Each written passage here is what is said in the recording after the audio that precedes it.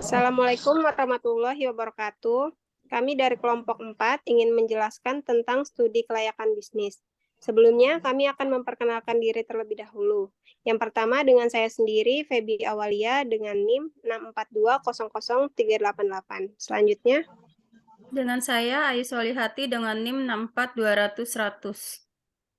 Dengan saya Hadian Alfarizi 64200-253. Dengan saya Siti Nurrohma dengan NIM 642000393. baik di sini kami akan menjelaskan tentang bisa di next Siti. Ya, udah bisa.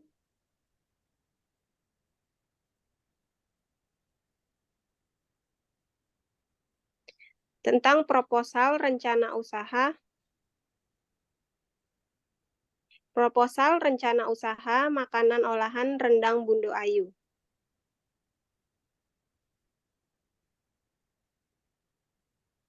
Makanan merupakan salah satu yang perlu diperhatikan, karena penyakit sebagian besar berasal dari penyakit bawaan makanan. Penyakit bawaan makanan merupakan salah satu permasalahan kesehatan masyarakat yang paling banyak dan paling membebani yang pernah dijumpai pada zaman modern ini. Daging merupakan salah satu bahan pangan yang sangat penting dalam mencukupi kebutuhan gizi masyarakat. Dengan perkembangan zaman dan teknologi, maka orang sekarang mulai berhati-hati dalam memilih makanan. Karena pada masa kini banyak makanan yang dibuat dengan bahan kimia yang berbahaya.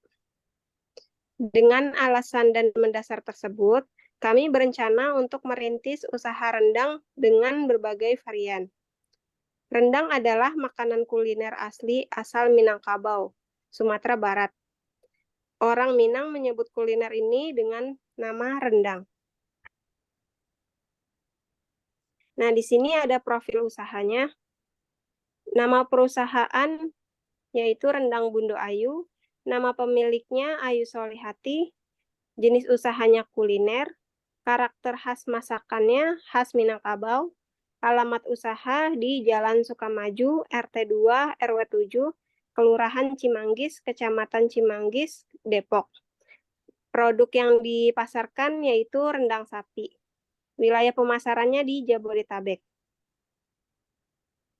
Adapun visi misinya, untuk visinya yaitu menjadikan usaha makanan cepat saji yang berkualitas dan aman untuk dikonsumsi oleh masyarakat.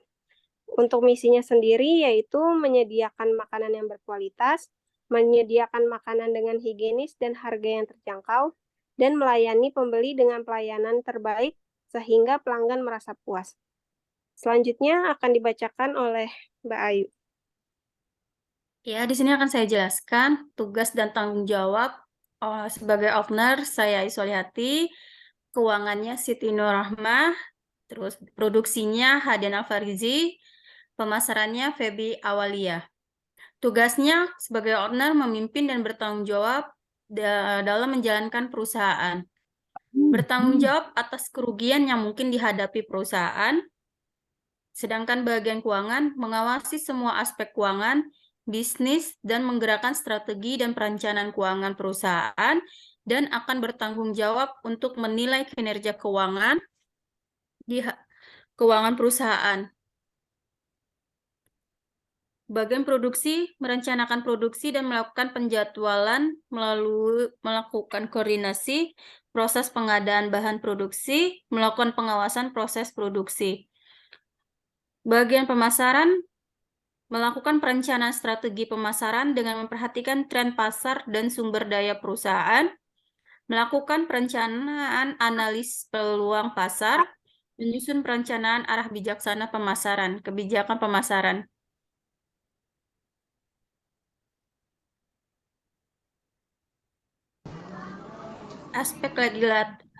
Aspek-aspek yang dibahas, aspek legalitas. Aspek terakhir dalam studi kelayakan bisnis adalah legalitas atau hukum. Adapun poin legalitas yang dianalisis yaitu izin lokasi, tanda pendaftaran perusahaan, NPWP, akta pendirian perusahaan dari notaris, surat izin usaha perdagangan atau SIUP, dan sebagainya. Aspek pasar dan pemasaran. Aspek pasar dan pemasaran sering dikatakan sebagai aspek dasar saat meneliti studi kelayakan. Analisis ini dilakukan untuk mengetahui apakah produk yang ditawarkan memiliki peluang untuk berhasil di pasaran. Dalam studi kelayakan bisnis, aspek pasar merupakan aspek yang berkaitan dengan kondisi pasar dari bidang industri yang dijalankan oleh sebuah bisnis. Aspek pasar yang dianalisis biasanya akan meliputi beberapa hal yang utama, yaitu 1. Permintaan pasar terhadap produk yang akan dijual, tingkat persaingan dan strategi pesaing dalam memasarkan produknya. 3. Aspek manajemen dan sumber daya manusia. Aspek manajemen merupakan faktor yang terpenting. Di aspek inilah ide pengembangan usaha akan menjadi kenyataan di bawah kepemimpinan sebuah tim manajemen. Pada saat awal, manajemen akan menentukan visi, misi, dan nilai-nilai dasar dari perusahaan. Visi dan misi akan menjadi pegangan dan arahan seluruh organisasi yang bergerak dalam pencapaian tujuan. Nilai-nilai dasar akan menjadi pegangan bagi seluruh anggota organisasi dalam menjalankan usahanya.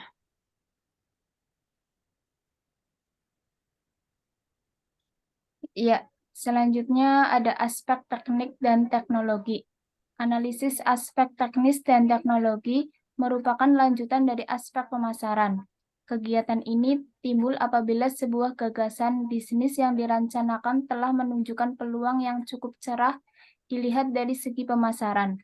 Aspek pokok yang perlu dibahas antara lain menentukan kelayakan dari segi ketersediaan lokasi, alat, bahan, dan teknologi. Analisis aspek teknis ini juga bertujuan untuk menentukan kebutuhan investasi fisik dari suatu usaha. Selanjutnya ada aspek finansial. Berbicara tentang bisnis, tentu tak luput dari modal, sehingga aspek keuangan dalam studi kelayakan bisnis menjadi salah satu penentu nasib bisnis Anda di masa sekarang dan mendatang. Dibutuhkan ketelitian dalam proses penganggaran agar rencana bisnis matang. Di sini ada biaya-biaya yang termasuk dalam aspek finansial. Yang pertama, biaya tetap. Di antara biaya tetap ada peralatan, alat press dengan harga 5 juta, pisau 35.000, talenan 40.000, wadah 90.000, tempat sampah 30.000, wajan 130.000, spatula 70.000, kompor dan tabung gas 250.000, sebet 25.000, peralatan tambahan 500.000.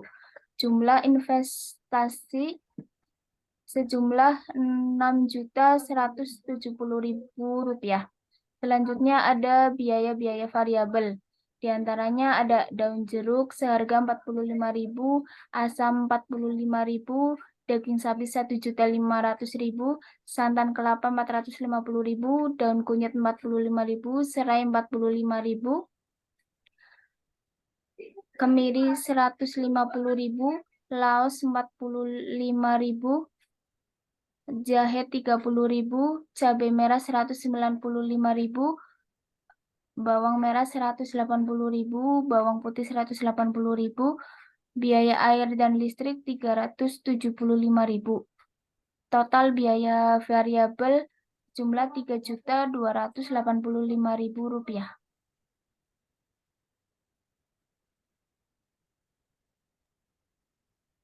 Selanjutnya akan dibacakan oleh Hadian.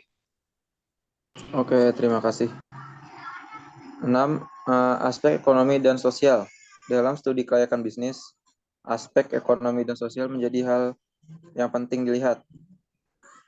Hal tersebut untuk mengetahui pengaruh apa yang akan terjadi dengan adanya perusahaan, khususnya di bidang perekonomian masyarakat, tempatan, dan bidang sosial kemasyarakatan.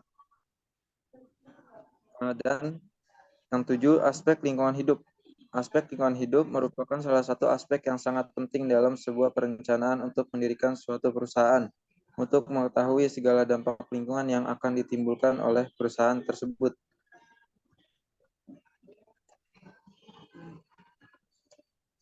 Kesimpulannya, Berdasarkan pembahasan hasil penelitian yang telah dilakukan, maka dapat diambil kesimpulan sebagai berikut.